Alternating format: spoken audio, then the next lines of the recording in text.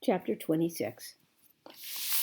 Outside, the rain had stopped and the clouds had gone away, and the sky was so clear it seemed like I could see every star ever made.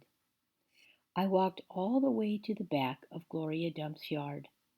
I walked back there and looked at her mistake tree. The bottles were quiet. There wasn't a breeze, so they were just hanging there. I looked at the tree and then I looked up at the sky. "Mama," I said, just like she was standing there beside me, "I know 10 things about you, and that's not enough. That's not near enough. But Daddy is going to tell me more. I know he will, now that he knows you're not coming back. He misses you, and I miss you. But my heart doesn't feel empty anymore. It's full all the way up. I still think about you, I promise, but probably not as much as I did this summer." That's what I said that night underneath Gloria Dump's mistake tree. And after I was done saying it, I stood just staring up at the sky, looking at the constellations and planets. And then I remembered my own tree, the one Gloria had helped me plant. I hadn't looked at it for a long time.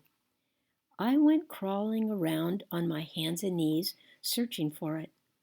And when I found it, I was surprised at how much it had grown. It was still small. It still looked more like a plant than a tree. But the leaves and the branches felt real strong and good and right. And I was down there on my knees when I heard a voice saying, "Are you praying?" I looked up. It was Dunlap. "No," I said, "I'm not praying. I'm thinking." He crossed his arms and looked down at me. "What about?" he asked. "All kinds of different things," I said. "I'm sorry that I called you and Stevie bald-headed babies." "That's all right," he said. "Gloria told me to come out and get you." "I told you she wasn't a witch." "I knew it all along," he said. "I was just teasing you." "Oh," I said. I looked at him close. It was hard to see him good in this dark yard. "Aren't you ever going to stand up?" he asked. "Yeah," I said. And then he surprised me. He did something never in a million years I thought a Dewberry boy would do.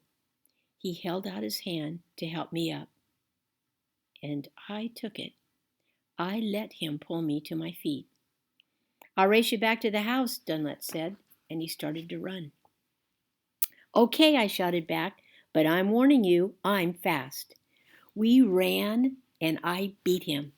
I touched the corner of Gloria Dunlap's house just right before he did.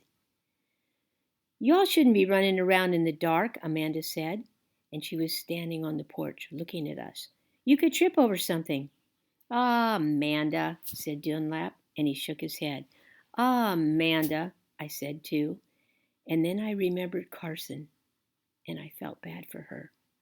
I went up on the porch and took hold of her hand and pulled her. "Come on," I said, "let's go inside." "India Opal," Daddy said when me and Amanda and Dunlap walked in. "Are you here to sing some songs with us?" "Yes, sir," I said. "Only I don't know that many songs." "We'll teach you," he said, and he smiled at me really big. It was a good thing to see. "That's right," said Gloria Dump. "We will." Sweetie Pie was still sitting in her lap, but her eyes were closed. "Care for some litmus lozenges?" Miss Franny said, passing me the bowl. "Thank you," I told her. I took a litmus lozenge and unwrapped it and put it in my mouth. "Do you want a pickle?" Otis asked, holding up his big jar of pickles. "No, thank you," I said. "Not right now." Winn-Dixie had come out from underneath Gloria Dump's chair.